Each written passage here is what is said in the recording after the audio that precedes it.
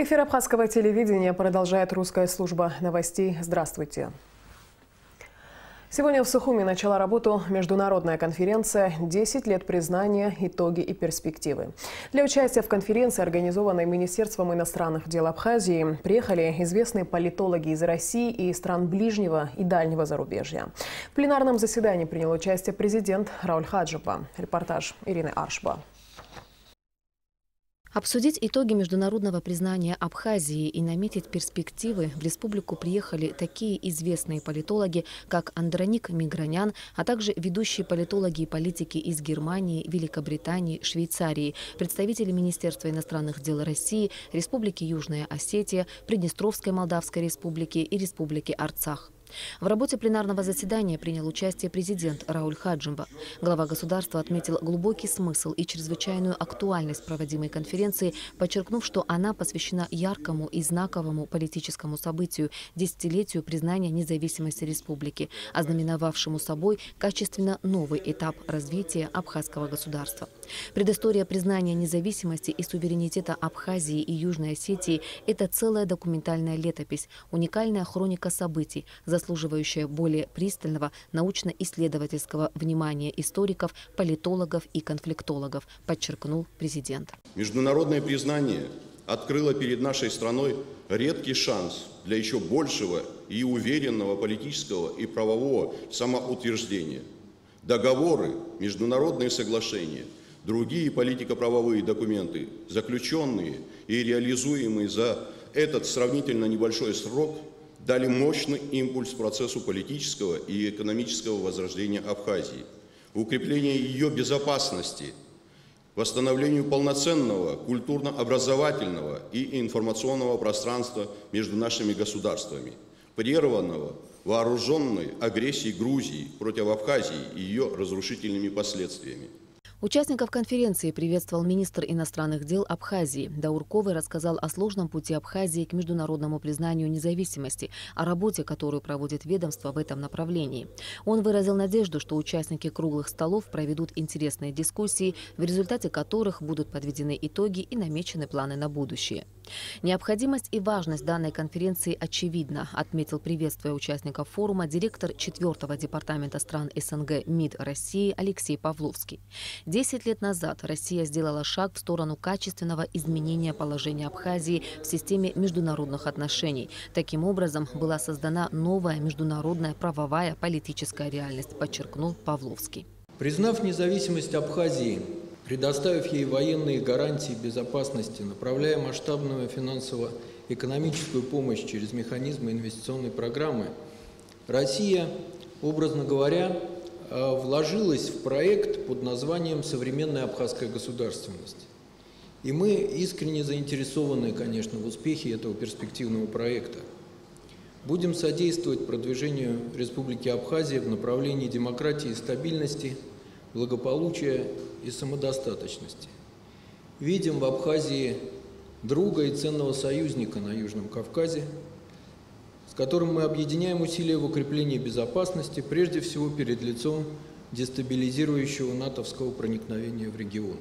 Политолог Андроник Мигранян с большим воодушевлением принял приглашение на участие в конференции. Он отметил, что рад возможности разделить радость абхазского народа, который в эти дни отмечает знаменательные даты в своей истории. Мы все испытывали огромное чувство гордости и радости, когда видели вот этот неукротимый дух народа, который боролся за свою независимость.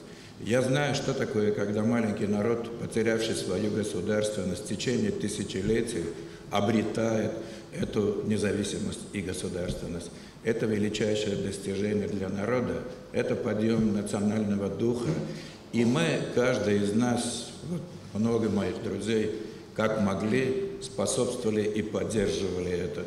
Представители республик Южная Осетия, Арцах и Приднестровья зачитали приветственные письма президенту Раулю Хаджимба и участникам конференции от имени президентов республик. В завершении пленарного заседания участникам конференции был показан документальный фильм об истории международного признания Абхазии. Ирина Аршба, Алексей Агухава, Беслан Чхинджерия, Абхазское телевидение.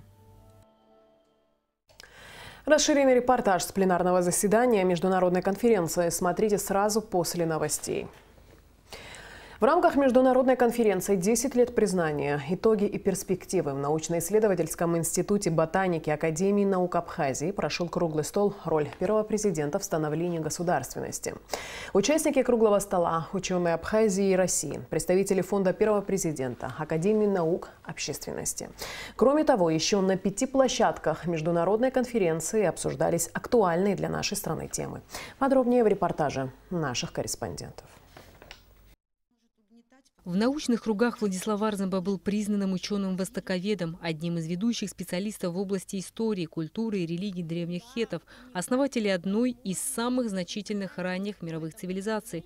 В хетологии Владислав Григорьевич продолжил лучшие традиции западноевропейской, в первую очередь немецкой, хетологической школы с их прекрасным владением всей доступной текстологической базой, вниманием к мельчайшим деталям, знанием огромного корпуса письменных источников. Владислав Арзамба также являлся редким специалистом в области языка и культуры хаттов, древнего малазийского народа, оказавшего в свою очередь большое влияние на цивилизацию индоевропейцев хеттов.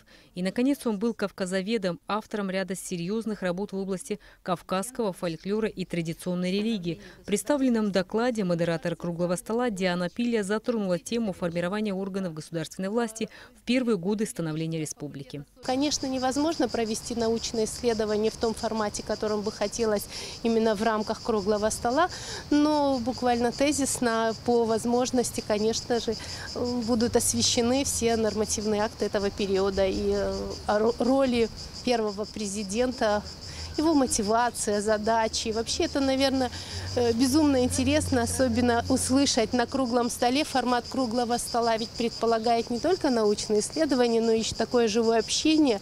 И приглашены именно все те, кто стояли с первым президентом у истоков.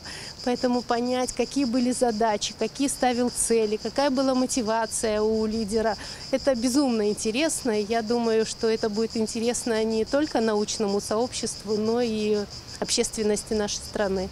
Декан юридического факультета сочинского филиала РУДН Фатима Камке в своем выступлении отметила, что те, кто был знаком с первым президентом Абхазии Владиславом Арзамба, может рассказать свою личную историю о нем, как ученом, политике, просто человеке, которого любили и уважали. Он был безумно красивым человеком, безумно грамотным человеком, интеллигентным человеком. Я вспоминаю разговоры с младшего поколения студенток, и когда Владислав Григорьевич появился в Сухуме, они говорили о том, что мы специально гуляли на набережную и ждали, когда этот красивый мужчина выйдет, вдруг он выйдет с какой-то делегацией.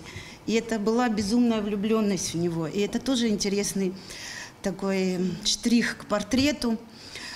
И свое общение с ним я хочу подчеркнуть, что несмотря на то, что он ушел из науки в политику, он оставался преданным науке человеком. И в этом контексте как раз состоялось мое с ним такое общение на профессиональной основе. В 1995-1996 годах была создана рабочая группа, и вот эта книжка стала результатом работы творческой научной группы, которая была создана под руководством непосредственно первого президента. Владислав Арзамба достиг самых больших высот в науке. Он стал одним из ведущих специалистов в области истории, культуры и религии древних хетов. Кавказовед, знаток кавказского фольклора и традиционной религии. Жизнь так сложилась, что Владислава Арзамба весь мир узнал еще и как политика.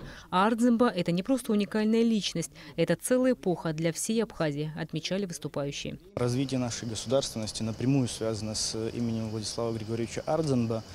Любые исследования нашей системы государственного управления исходят из тех базисных начал, которые были заложены в нашей Конституции. Владислав Григорьевич Арзамба, он был основоположником Конституции, основных наших институтов, нашей правовой системы нашего государства в целом. В этой связи для нас, как для ученых, молодых ученых, которые пытаются понять суть принятия тех или иных нормативно-правовых актов того времени, очень важно понимать, из чего исходил законодатель в тот период времени. Поэтому, исследуя нашу правовую систему на сегодняшний день, изучая вопросы ее модернизации, для нас очень важно понимать суть и сущность заложенных принципов. Организаторы круглого стола отметили, что впереди в республике много мероприятий, связанных с именем Владислава Ардзанба, который, как и прежде, остается в центре всех ключевых событий, оказавших непосредственное влияние на ход исторического развития Абхазии. Рената Шакай, Тимур Гугухи, Абхазское телевидение. Абхазия в контексте современных угроз и вызовов. Тема очередного круглого стола в рамках международной конференции в Сухуми. Проблемы, с которыми сегодня сталкивается Абхазия на международной и внутренней арене, а также существующие пути их решения, обсудили зарубежные эксперты, доктора наук, профессоры, общественные деятели. На сегодняшний день основная угроза для Абхазии исходит со стороны Грузии, отмечали эксперты. Развивая эту тему, модератор круглого стола Беслан Кубахи отметил, что нельзя исключать тот факт, что причиной появления на территории Абхазии и Южной Осетии сельскохозяйственных вредителей является грузинское правительство. И этот вопрос, по его мнению, требует более детального изучения. Несмотря на это, Абхазия находится на пути развития и налаживания отношений со многими государствами. Реализованы самые смелые мечты. Это первое. Второе, значит, Абхазия сегодня в результате признания ее независимости находится в договорных, очень серьезных отношениях с Российской Федерацией.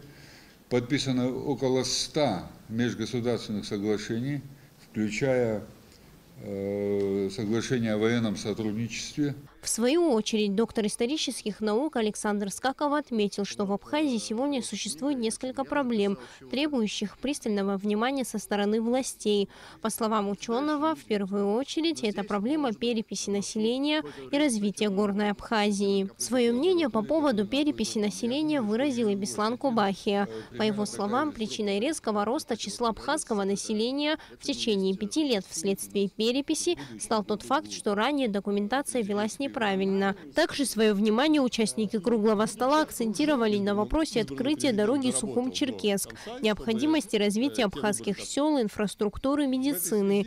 Решение этих проблем будет способствовать развитию экономической составляющей страны, отмечали они. Понятно, что проблема для Абхазии, она достаточно болезненная, и, безусловно, чтобы ее решить, нужно предпринять необходимые усилия, которые тем более будут более значительны в современных условиях, когда сокращается в том числе и российская финансовая помощь. Мы уже говорили о сокращении квот, но это же не только о квотах речь идет и о финансовой помощи, потому что Российская Федерация находится сейчас в достаточно сложном геополитическом окружении и положении. Также было отмечено, что вследствие войны Абхазии был нанесен ущерб в размере более 100 миллиардов рублей. За все послевоенное время в рамках инвестпрограммы России для Абхазии была выделена сумма в размере 30 миллиардов рублей. Соответственно, этого недостаточно, чтобы восстановить разрушенное и решить все проблемы. Вместе с тем, зарубежные эксперты отмечали, что Абхазия уникальная страна с прекрасной природой и возможностями, которые нужно развивать. Сария Смыр, Саида Гухава, Абхазское телевидение. В Министерстве иностранных дел в рамках международной конференции «10 лет признания. Итоги и перспективы» прошел круглый стол на тему аспекта культурного и гуманитарного взаимодействия Абхазии с современным миром. В мероприятии приняли участие гости из России, Германии, Турции и других стран. Сегодня Абхазия открыта внешнему миру, и мы понимаем, что для того, чтобы сохранить и культуру, и язык, и идентичность, мы должны быть участниками международного диалога. Мы сегодня затронем разные темы, и обязательно все выводы, которые мы используем уже в дальнейших наших программах. Участниками круглого стола было отмечено, что за 10 лет плодотворного сотрудничества между Абхазией и Россией в сфере образования и сохранения историко-культурного наследия было организовано множество мероприятий. На круглом столе обсуждались перспективы развития кинематографии в республике, а также театральное и межмузейное сотрудничество между странами. Были затронуты также темы культурных центров Абхазии за рубежом и их роль в сохранении идентичности. Параллельно в парламенте Республики Абхазия прошел круглый стол «Межпарламентское сотрудничество и парламентская дипломатия». Во встрече участвовали представители Верховного Совета Приднестровско-Молдавской Республики и их коллеги из Национального собрания Республики Арцах. На круглом столе также присутствовали представители посольства Российской Федерации конференции в Абхазии и члены Общественной палаты республики. Обсуждали приоритеты межпарламентского сотрудничества и пути наращивания взаимодействия между законодателями дружественных государств. Мы сегодня условились наращивать это взаимодействие, говорили о том, что нужно переходить к более прикладному характеру наших взаимоотношений. И коллеги из Приднестровско-Молдавской республики, из Национального собрания Республики Арцах подтвердили свою готовность наращивать взаимодействие с Народным собранием Республики Абхазия. Круглый стол на тему «Диаспоральный ресурс Республики Абхазии» прошел и в Министерстве по репатриации. За круглым столом прозвучало множество предложений, которые нужно проанализировать и воплотить в реальность. Отрадно отметить представителей Кавказской Федерации, которые ставили очень интересные вопросы. Мне очень понравилось выступление представителя иорданской организации Адыга Хас. Очень много рационального зерна, как говорится, было предложено вплоть до коммерческих проектов, которые могут обеспечить специальные фонды репатриации на местах проживания наших соотечественников. Это, конечно, было бы большим подспорьем для репатриирования наших соотечественников на свою историческую родину. В конференции приняли участие представители абхазо-адыгских диаспор из Турции, Сирии, Иордании и Израиля. Саид Жарсали, Астамур Гошба, Абхазское телевидение. В рамках международной конференции «10 лет признания. Итоги и перспективы», приуроченной к 10-й годовщине со дня признания России независимости Абхазии, прошел круглый стол, организованный Министерством экономики. Экономические, политические и социальные аспекты взаимодействия Абхазии и России. В рамках круглого стола обсуждались итоги двусторонних отношений за 10 лет. Говорили о направлениях сотрудничества Абхазии и России, которые будут актуальны в ближайшем будущем. Как отметил министр экономики Эдгур Ардзанба, за 10 лет экономика Абхазии заметно окрепла. В номинальном выражении есть два показателя, они такие ключевые, это товарооборот. За этот период времени у нас экспорт увеличился практически в 6 раз, импорт увеличился в 3 раза, доходы собственного бюджета, как вы догадываетесь, тоже увеличились в разы. Есть поступательная динамика по притоку туристов в Абхазию. Если брать ситуацию 2008-2009 годов и сегодняшнюю ситуацию, конечно, это разные вещи. Сегодня Абхазия, опираясь на поддержку со стороны Российской Федерации, это поддержка многоплановая, многовекторная. Основной частью является прямое бюджетное финансирование, о котором вы все знаете. Это так называемое текущее финансирование, которое распространяется на поддержку увеличения заработной платы и так далее. И инвестиционная программа или комплексный план, как он назывался в самом начале, это прямые инвестиции в инфраструктурные и социальные объекты. Более 40 крупных объектов, социальных объектов было возведено за этот период. Это школы, дошкольные учреждения, объекты культуры, спортивные объекты. Работы было сделано очень много. В рамках международной конференции состоялась презентация международного движения «Про-Абхазия» в Росдраме. Неформальное общественное объединение «Про-Абхазия» было создано Советом молодых дипломатов при Министерстве иностранных дел Абхазии. Цель данного объединения – распространение объективной информации об Абхазии за рубежом, популяризация и сохранение историко-культурного наследия республики, а также продвижение туристического потенциала нашей страны. На презентации был показан короткометражный фильм об объединении «Про-Абхазия». Там же, в Сухумском государственном русском театре драмы, завершился первый день международной конференции. Гостям был показан спектакль «Широколобы» по мотивам произведений Фазиля Искандера. Завтра, 23 августа, международная конференция «10 лет признания. Итоги и перспективы», организованная Министерством иностранных дел республики, подведет итоги работы. К другим темам. Сегодня вице-президент Республики Абхазия Виталий Габня провел брифинг для журналистов, на котором сообщил, что принял решение уйти в отставку. Причиной своей отставки Виталий Габня назвал инцидент с его участием, произошедший в минувшие выходные. Это решение никак не связано с политическими реалиями, подчеркнул Виталий Габня. Многие из вас, полагаю, слышали об инциденте с моим участием, которое обросла множественными версиями. Считаю нужным дать пояснение, выставив акценты. Действительно, в прошедшие выходные в компании из 5 человек шла беседа.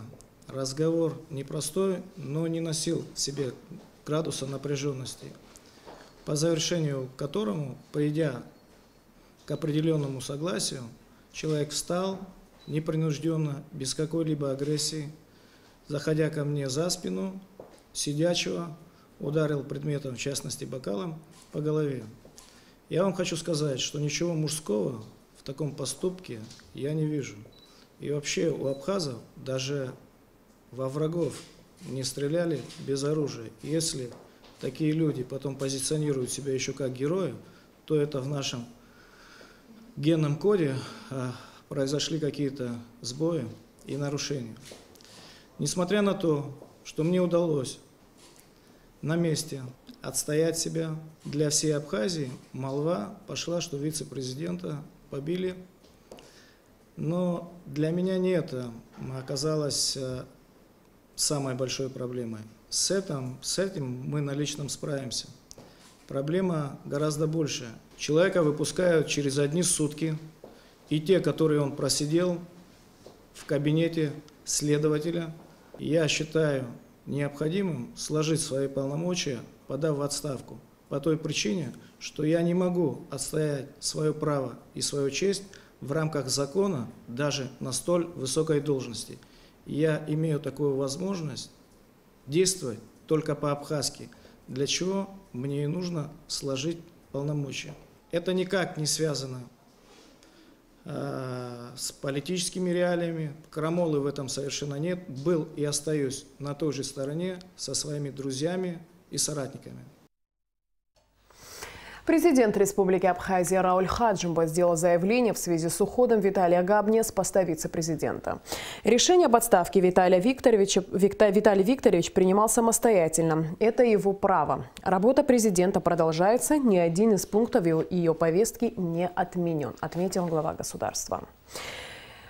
Вопрос транспортного сообщения со старым поселком Сухума, а также ситуация с беспризорными детьми стали темами обсуждения на очередном заседании Сухумского городского собрания. В заседании участвовали начальник АТП, инспекторы УВД по городу Сухум по делам несовершеннолетних. Жители старого поселка столицы неоднократно обращались в администрацию города с тем, чтобы решить проблему транспортного сообщения. Маршрутные такси по этому направлению ходят лишь до 16 часов. Студентам сложно выбираться, так как утром нет никакого транспорта. Как сказал начальник АТП города Леонид Шулумба, запускать микроавтобус по данному маршруту нерентабельно. Решить проблему и помочь жителям вызвался депутат городского собрания по старому поселку Нарсол Салакая. Я хочу запустить автобус у себя на районе. Своими средствами, своими силами, если вы как-то поспособствуете, чтобы у нас так не получилось, незаконно, как говорится, не поднимая какие-то цены, там незаконно как автобус, чтобы не запускаться. Если вы посодействуете в этом плане, я с удовольствием могу в начале учебного года начать запустить автобус. Идею поддержали большинство депутатов городского собрания. Однако окончательное решение вопроса перенесли на следующее заседание. Еще одно письмо уже от жителей улицы Имама Шамиля рассмотрели депутаты. Люди жалуются на огромное скопление маршрутного такси и другого транспорта, которые стоят чуть ли не во дворах многоквартирных домов. Проблема в том, что нет отдельно отведенного места под стоянку. Вопрос и на этот раз остался открытым. Он был перенесен на следующее заседание. В Абхазии нет беспризорных детей. Есть безнадзорные, говорили участники заседания.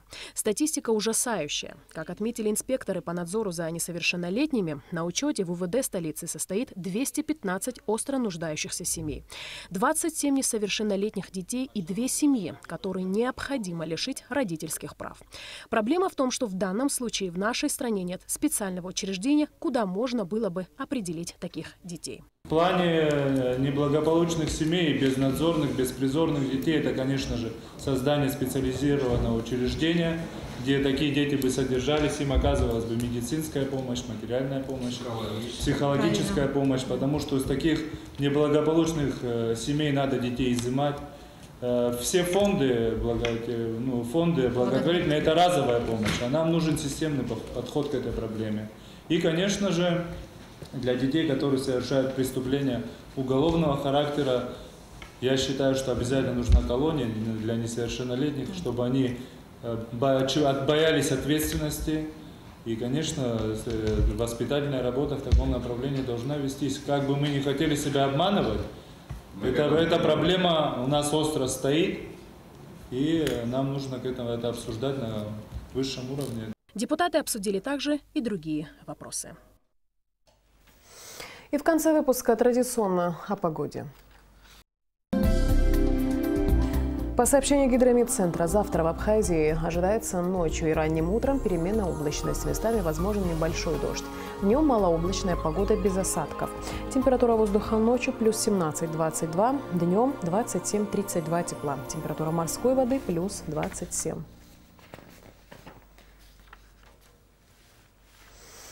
На этом наш выпуск завершен. Абхазское телевидение продолжает свою работу, а я прощаюсь с вами до следующего эфира.